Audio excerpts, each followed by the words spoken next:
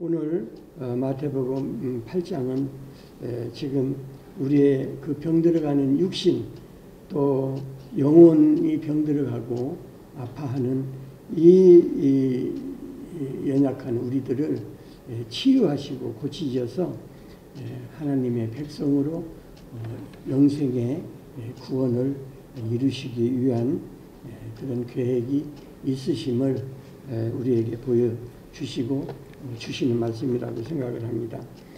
하나님께서는 우리가 성경 역사를 쭉 보면 악한 일, 악한 시대, 악한 지도자를 많이 이 땅에 허락하셨습니다. 그러나 그런 사람을 통해서 악을 통해서 선을 이루셔서 결국은 하나님께서 통치하시고 권능자로서 이 땅을 좌지우지하신다는 그러한 것을 보여주셔서 선을 이루시는 하나님 나라에 우리가 백성으로 살아갈 것을 우리에게 보여주시는 그런 예표라고 생각을 합니다. 그래서 우리는 이럴수록 하나님을 바라보면서 우리가 하나님 앞에 이 상황을 놓고 절망할 것이 아니라 우리의 삶과 믿음으로 기도하는 그러한 백성으로 살아가는 것을 원하신다고 볼 수가 있습니다. 오늘 마태복음 8장 우리가 1절에서 34절까지 읽었는데요. 이 말씀을 보면 여러 가지를 지금 말씀하고 계십니다. 예수님께서 5장, 6장, 7장은 산상수훈, 산에서 공생애를 시작하시면서 우리들에게 복음을 증거하셨는데 이제 7장, 8장서부터는 이렇게 땅에 이제 사람들 사는 곳에 내려오셔가지고 현실적인 문제, 가장 문제가 이 병들어서 죽어가는 심령들을 어떻게 고치실 것인가, 어떻게 만져서 소망을 잃지 않게 하실 것인가, 또 영적으로 우리가 약해지고 나약해져서 사탄의 그 꾸임에 빠져서 멸망할 수밖에 없는 우리를 정말 붙드셔서 회복시키셔서 하나님의 백성으로 영생의 소망을 주시고자 하는 그 계획이 계신다는 것을 우리에게 말씀합니다.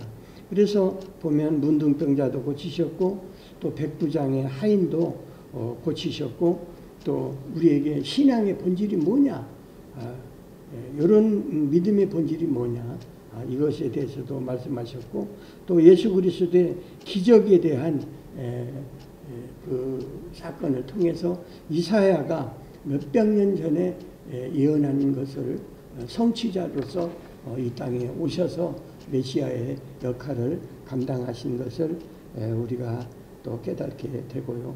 한 서기관이 또 예수의 기적과 이적을 보고 엉뚱하게 육신의 문제를 생각해서 예수를 끝까지 따르겠다, 이런 어리석은 생각을 보여준 사건이 있고요.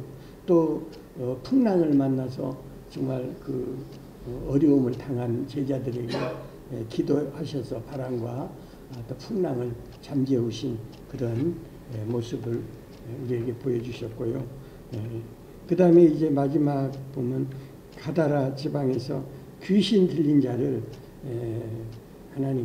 예수님께서 돼지떼에게 그 귀신을 쫓아내 보내주셔서 돼지떼가 바다로 다 들어가서 죽게 만드는 그러한 이적을 우리에게 행하심을 볼 수가 있습니다. 이것을 보면 육신을 고치시고 영혼을 고치시는 것은 예수님께서 하실 일이었어요. 그래서 우리가 예수님께서 이 땅에 오셔서 하시고자 하는 목적은 복음도 전하시지만은 육신과 영혼을 만지시고 고치셔서 회복시켜서 하나님 나라, 하나님의 백성으로 삼고자 하시는 그 구원의 메시지가 있다고 우리가 볼 수가 있습니다. 그래서 우리는 예수 믿는 자로서 예수의 삶을 본받는 길밖에 없고 예수께서 하신 일을 우리는 따라서 할 수밖에 없습니다. 그건 뭐냐? 우리가 이웃에 많은 사람들이 병들어서 고통을 당하고 죽어가고 있습니다. 절망하고 있습니다. 이를 위해서 기도하고 말씀으로 우리가 말씀의 능력을 믿고 치료하는 그 사역을 우리가 감당해야 될 것이고, 또 그들을 위해서 말씀으로 영혼을 구원해서 하나님의 백성으로 이 땅을 바라보지 않고 하나님의 나라를 바라볼 수 있는, 하나님을 의지할 수 있는 영생의 소유자로서 그런 백성의 삶을 살아갈 수 있도록 전도하는 것이 우리의 일입니다. 그래서 오늘 주신 말씀을, 이 말씀을 가지고 생각하면서 들으면은 왜 우리에게 예수님께서 이 땅에 오셔서 이런 말씀, 이런 이적을 행하셨는가를 우리에게 보여주는 좋은 그런 본보기라고 생각할 수가 있습니다. 오늘 8장의 내용을 요약하면 그렇습니다. 이제 산에 내려오셔가지고 병든 자를 고쳐주시고 자신이 메시아 구세주이심을 나타내시는 그런 말씀입니다. 그래서 병자들을 고침을 받고 병자들이 고쳐지고 또 귀신 들린 자들이 쫓겨나는 그런 귀신들이 쫓겨나는 그런 사실은 예수님께서 바로 하나님의 아들이시고 인류를 구원하시는 구세주라는 그런 사실을 분명하게 증거해주는 그런 말씀으로 우리가 받으면 되겠습니다. 그렇기 때문에 병 고침을 받는 사실과 귀신의 세력에서 노임을 받는 일보다 더 은혜롭고 큰 축복은 이 땅에 없죠. 그리고 예수 그리스도를 자신의 구세주로, 우리의 구세주로, 믿음의 백성들의 구세주로 받아들이는 것이 믿음이다, 바른 믿음이다, 이렇게 생각을 해야 될 것입니다. 바로 이와 같은 믿음으로 모든 죄인, 우리가 이 땅에 사는 죄인들은 다 죄인이죠. 죄에서 자유로울 수가 없습니다. 그러나 이 죄인들은 그리스도로 말미암아서 하나님 나라의 백성이 될 수 있는 유일한 길과 그러한 방법밖에 없다는 것을 예수님께서 지금 우리에게 보여주시는 것입니다.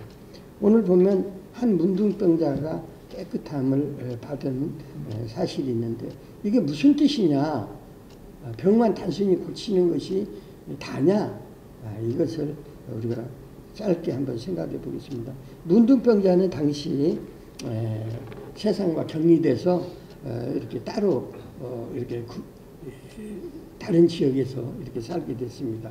그런데 예수님께서 이제 오셨다는 말을 듣고 내가 예수님께 나가서 이 병을 고칠 수밖에 없다는 그런 간절함을 가지고 원하시면, 그러니까 예수님께서 원하신다면, 원하시지 않으면은 할 수 없지만 원하신다면은 저를 깨끗하게 하실 수 있습니다 하는 믿음의 고백을 합니다. 이거 대단한 믿음이에요. 예?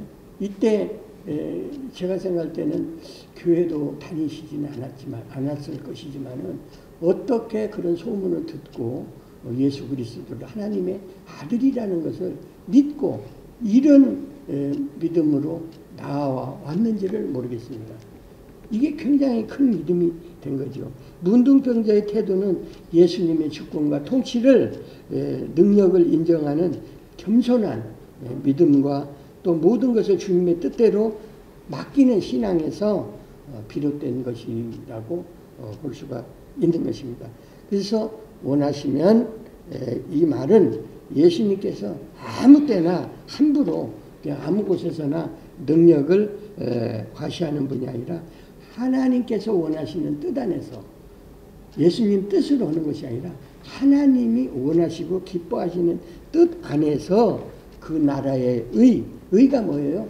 하나님께서 기뻐하시는 삶, 믿음을 위해서 나타낼 때만이 능력을 행하시는 분이시라는 것을 알고 믿고 지금 고백하는 그런 사실을 이렇게 함축한 의미가 포함되어 있다고 우리가 볼 수가 있습니다. 그래서 이 원하시면 하는 것은 굉장한 믿음이 이 문둥병자에게 가지고 있었다는 것을 우리가 깨달을 수가 있습니다. 결국 주님의 병고침은 복음을 전하시기 위한 하나의 수단, 방편, 경륜으로서 의미가 있고 병고침을 받았다고 해서 영혼을 구원받는 건 아니었어요. 그러니까 병을 고쳐 육신이 고쳐졌다고 우리도 병이 아까 오전에 우리 박 목사님께서 말씀하셨는데 병들이 많아집니다. 그러나 옛날에는 약이나 의료시설이 그렇게 좋지 않기 때문에 기계가 좋지 않았기 때문에 빨리 죽었어요. 방법이 없었어요. 그러나 지금은 이제 모든 의학이 발달하고 약이 좋아지기 때문에 오래 사는데 우리가 병 고쳤다고 해서 구원받는 게 아니에요. 또 믿음의 삶을 살아야 되고 예수 그리스도를 나의 구주로 영접해서 정말 그 주신 말씀을 나의 능력으로 삼고 살아야 믿음을 가지고 살아야 구원을 받는 거지 병고침을 받았다고 구원받는 건 아니라는 것을 우리에게 지금 말씀하고 계십니다. 그랬더니 오늘날 우리 주변에 많은 신유의 은사 목사님들이 교회에서 많은 이런 병고침을 받는 소문만 떠들고 이렇게 그걸 믿고 쫓아다니는 사람들이 많이 있어요. 근데 이것은 목사님이 하는 것이 아니라 하나님께서 하시는 일이거든요. 하나님께서 능력을 주셔서 고치는 건데 그것이 자칫 잘못하면 교회가 영광을 가리고 목사가 그것을 다 가로채는 그런 우를 범할 수가 있는 것입니다. 분명히 그 병을 고치는 것은 사람이 하는 것이 아니고 하나님께서 하시는 것이고 또 오늘 예수님께서는 메시아로서 구세주로서 예수님의 이런 그 모습을 보여주는 겁니다. 그렇기 때문에 우리는 이 우선순위가 바뀌어서 병 고치는 게 먼저고 하나님은 뒷전으로 이렇게 생각하면 큰 잘못이라는 거예요. 고치시는 이는 항시 이적보다 고치는 일보다 고쳐주시는 하나님의 능력, 하나님의 은혜, 하나님의 사랑을 우리가 깨달을 줄 알아야 된다는 것을 우리가 생각해 볼 수가 있습니다. 그 다음에 이제 가서 제사장에게 몸을 보여라. 그 당시에는 제사장 앞에 가가지고 몸이 깨끗이 낫게 되면은 보여서 그 정결의식을 끝나고 그 다음에 이 모세에게 명했던 레위기서에 얘기한 대로 예물을 드려서 그것을 제사장이 이제 깨끗이 남 받았다 하는 선언을 통해서 인정을 통해서 정상적인 생활을 할 수가 있겠습니다. 근데 그때의 모세 시대에는 속건제라는 게 있어서 속건제는 이제 그 레위기서 5장서부터 14절서부터 6장 7절까지 이렇게 보면 여러 가지 제사 방식에 대해서 나오는데요. 15절에 보면 이 성물에 대해서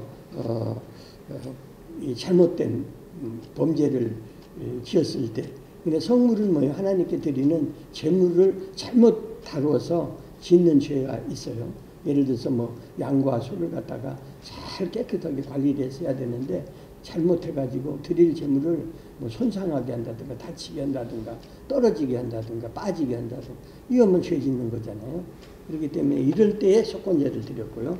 또 17절에 보면 하나님께서 주신 율법, 계명을 어겼을 때에 속건제를 드리라고 해서 레위기서에서도 명하는 것을 우리가 볼 수가 있고, 그 다음에 이제 6장에 가면은 이웃 재산에 대해서 이웃 것을 훔쳤거나 이웃 것을 손괴했거나 이웃 것을 뭐 어떻게 손해를 끼치는 그런 죄를 범했을 때에 피해를 줬을 때에 속건제를 하나님 앞에 드려야 된다는 것을 말씀합니다. 그래서 이 문둥병자도 사람들이 사는 진에서 그 공동체에서 쫓겨났지만은 그 병이 났을 때에는 이 정결 예식, 이 속건제를 통해서 안에 이 공동체 안에 들어와서 살 수가 있었다는 것입니다. 그래서 예수님도 유대인의 풍습대로 모세의 법을 따라 정결 예식을 하고 깨끗함을 받은 증거를 제사장에 가서 보여서 그에게 알려서 그 인정을 받아라 하고 말씀을 하신 것을 우리가 볼 수 있습니다. 그래서 예수님께서 오신 것을 보면 율법을 폐하러 오신 것이 아니라 완전케 하시기 위해서 오셨다는 것을 5장 17절에서 말씀하고 계십니다. 또 그 다음에 백부장이 나오는데요. 백부장은 로마의 그 당시에 100명 정도의 군사를 겨누기는 중대장 정도였습니다. 저도 군대 생활을 했고 여러분들도 군대 생활을 했습니다만 한 중대에 약 한 100여 명 됩니다. 그래서 한 소대가 한 30명 정도 돼서 3개 소대가 한 중대를 이루는데 이때의 로마 군대의 백부장이었습니다. 그러니까 중대장 정도 됐는데 자기 그 신하 중에 한 사람이 중풍병을 앓아서 이제 괴로움을 당할 때에 예수님께서 나와서 자기 신하의 병을 고쳐달라고 간절히 구하는 것을 볼 수가 있습니다. 이걸 보면 이방인인데 로마 군사였는데 유대인도 아니었어요. 그런데도 예수님의 능력을 믿고 치유의 그런 능력을 믿고 나와서 저분이면 고쳐주실 것이다 하고 그 믿음으로 나와서 고침을 받게 되는 참으로 놀라운 믿음을 보여주고 있습니다.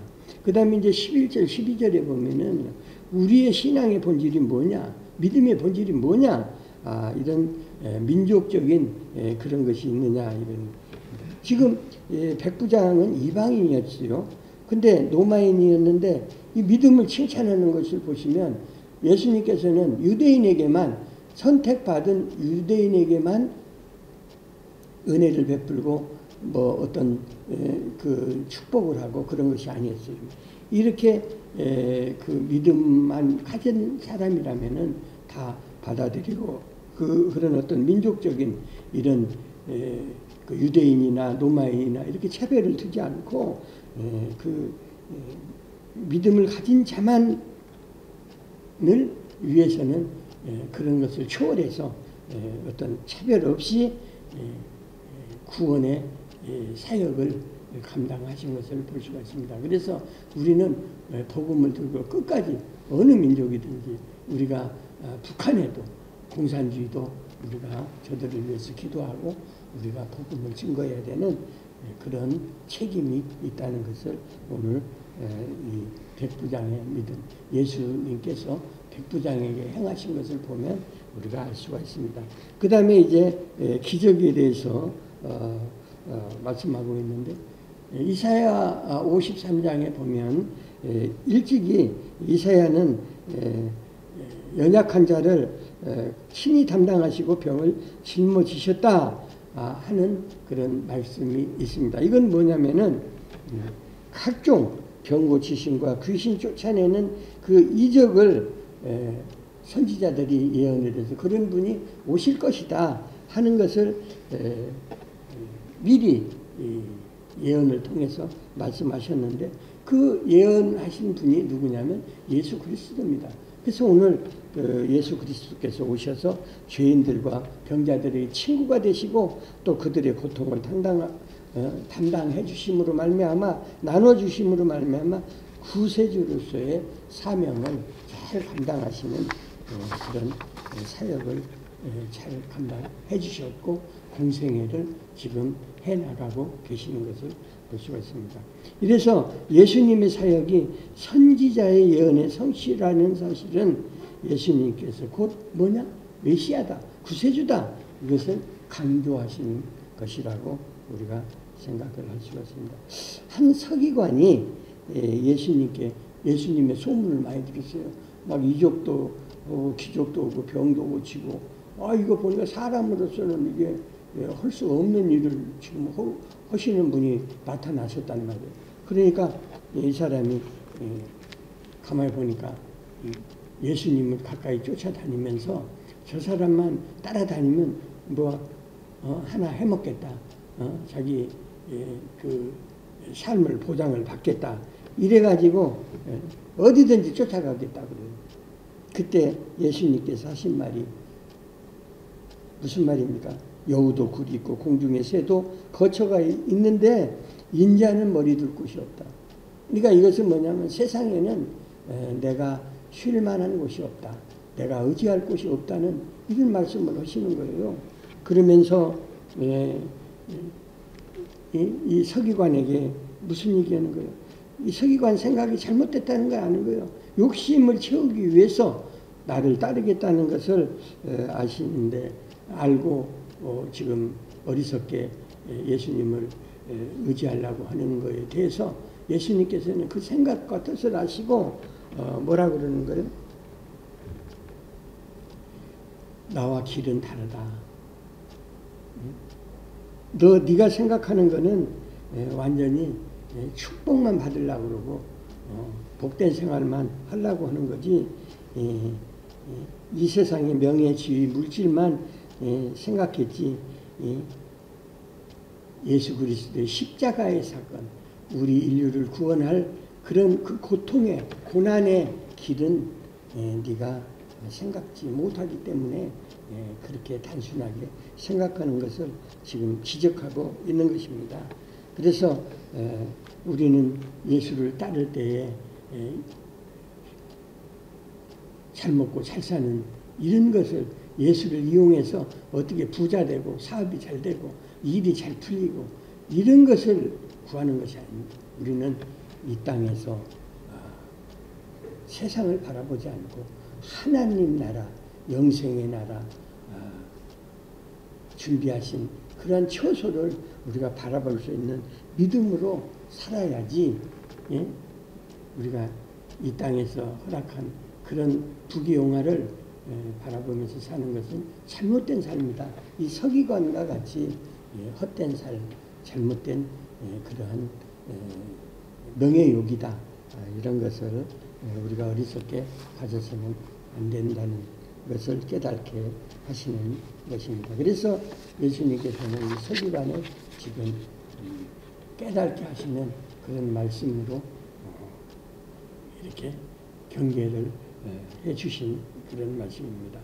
그 다음에 22절 보니까 어떤 사람이 이제 누가 돌아가셔서 장사하러 가야 되겠다고 하니까 야 그러지 말고 죽은 자들로 저희 죽은 자를 장사하게 하고 너는 나를 쫓는 게 낫다. 이건 뭐냐면 나를 쫓는다는 건 뭐예요?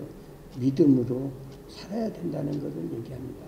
세상 이게 장사진에 이게 무슨 말이냐면은 그 부친의 장사에 마음이 쏟아가지고 세상 일에 쏟지 말고 예수님을 따르는 천국의 복음을 따르는 믿음을 지키면서 살아야 된다는 것을 말씀합니다. 그래서 예수님의 제자가 가져야 할 그런 믿음, 각오에 대해서 예수님께서는 경고하시는 겁니다. 그래서 죽은 자들로 저희 죽은 자들이라는 말은 죽은 자들은 여기 뭐예요? 영적으로 죽은 자들이에요.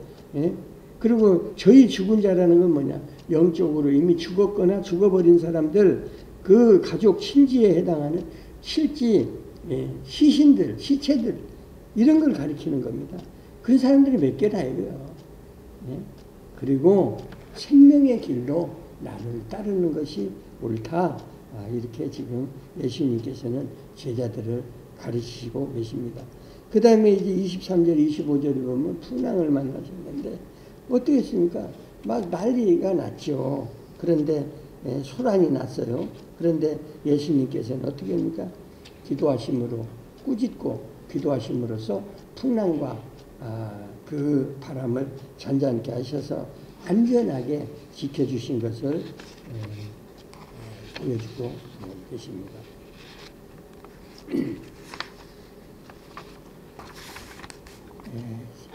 지금 이 나라 이렇게 보면 좀 혼란과 갈등, 분열의 시대를 우리가 살고 있다고 볼 수가 있습니다. 그러나 우리는 이 세상을 바라보면은 못 삽니다. 화가 나고 또 두렵고 걱정되고 절망스럽고 못 살아요. 그러나 우리는 믿음의 백성들로서 하나님을 바라보고 사람, 지도자나 정당을 바라보지 않고 오직 영생을 우리에게 허락하신 예수 그리스도와 하나님 나라를 바라보는 이런 믿음을 우리가 가져야 될 것입니다. 그래서 풍랑이 일었을 때에 예수님께서 그 잔잔케 하신 것을 보시고 우리가 이 나라도 분명코 하나님께서 이거 다 알고 계십니다. 하나님께서 개입하고 계십니다. 우리 여기에 이쪽으로 저쪽으로 그게 우리가 쏠려 다닐 필요 없어요. 그래서 하나님께서 반드시 이 나라와 이 민족을 위해서 하시는 계획과 뜻이 있을 것이라고 생각을 합니다. 그래서 풍랑을 멈추게 하신 이 예수 그리스도를 믿듯이 제자들이 믿었듯이 우리도 분명히 이 나라의 운명을 하나님께 맡기면서 사람에게 지도자에게 맡길 것이 아니라 하나님께 기도하면서 기다리는 그런 믿음으로 우리가 나가야 될 것을 말씀하고 계십니다. 마지막으로 그 가다라 지방에서 귀신 쫓은 그런 얘기가 있습니다. 이게 우리가 지금 여러 가지 세상적인 것으로 어떻게든 사탄의 지배를 많이 받고 있습니다. 우리 생각이 믿는 사람들도 저도 어떤 때는 보면 뭐 엉뚱한 생각으로 해서 마음이 혼란하고 혼잡합니다. 이게 사탄이 제 마음을 뺏어가고 흔들어 놓기 때문에 그렇습니다. 그러나 우리는 이럴수록 더 굳건한 신앙과 믿음을 가져서 오늘 이 여러 가지 이적과 병고침을 통해서 예수님께서 우리에게 소망을 허락하신 것은 뭡니까? 바로 절망할 필요 없다는 거예요. 다 이 땅을 지으시고 창조하신 하나님께서 우리의 나라와 우리의 생각과 우리의 백성들을 다 이끄시고 알아서 해 주실 것이라는 것을 믿고 우리는 따라야 될 것입니다. 그래서 기다려야 돼요.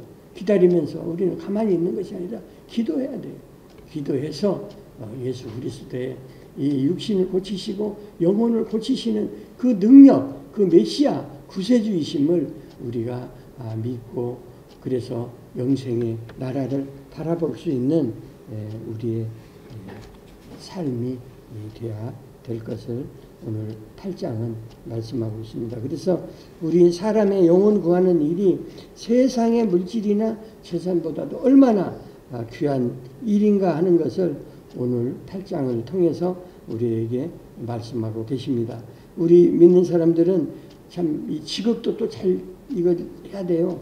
그래서 우리가 성도로서 하나님께서 기뻐하시는 직업을 해야지 너무 손해 끼치거나 너무 이용해 먹거나 너무 뭐 예를 들어서 술을 타는 장사 너무 병들게 하는 거잖아요. 가정을 파탄시키는 거잖아요. 술 장사를 한다 그러면 하나님께서 기뻐하실까 이랬습니다. 그래서 내가 한 이 직업도 잘 생각해서 우리가 살아가면서 정말 믿는 그러한 삶으로 증거자가 되는 예수 그리스도의 일꾼이 되는 복음 증거자가 다 되어주시기를 주의 이름으로 축복합니다. 기도하시겠습니다.